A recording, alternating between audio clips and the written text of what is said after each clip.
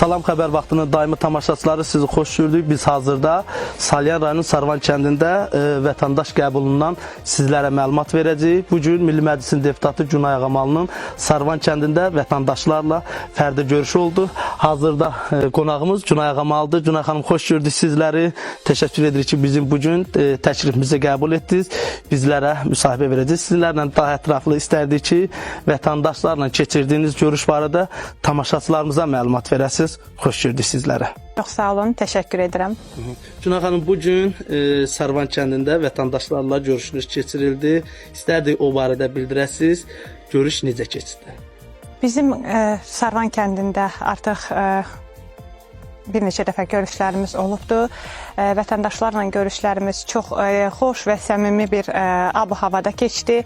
Hər zaman olduğu kimi və onların qaldırmış olduğu məsələlər tərəfimizdən qeydiyyata alındı və onlara qısa zaman ərzində həmin müraciətləri lazımi qurumlara ünvanlayacağımız söylənildi. İnanıram ki, hər zaman olduğu kimi müraciətlərimizi ünvanlayacağımız qurumlar aidiyyatı üzrə məsələlərin həllinə tez bir zamanda cavab verəcəklər.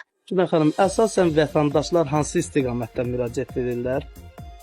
Müraciətlərin əsasən sosial istiqamətdə olur, yəni sosial müavinətlərin alınması ilə bağlı, aliment ödənişləri ilə bağlı bu kimi məsələlər daha çox müraciətlərdə öz əksini tapır. Sizə bir sual da vermək istərdim, bir sual ki, bir xanım deputat kimi siz həmçinin Salyan, Belasvar, Neftçala rayonu üzrə Milli Məclisin deputatısınız.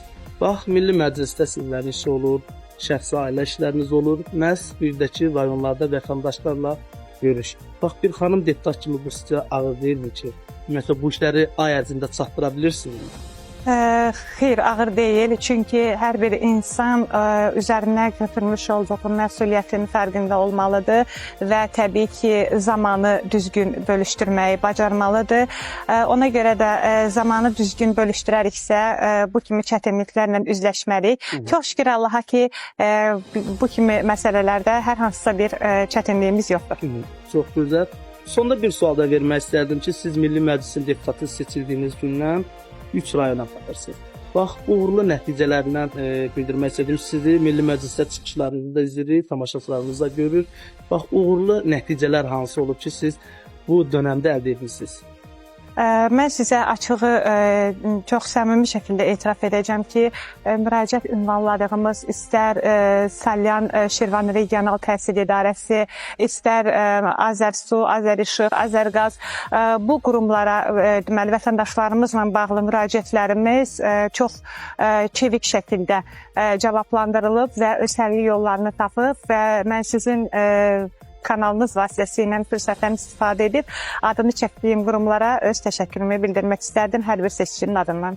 Günay xanım, sizə təşəkkür edirik ki, dəyərli vaxtınızı ayırdınız. Buyurun. Bizlərlə fikir mübadiləsi apardınız.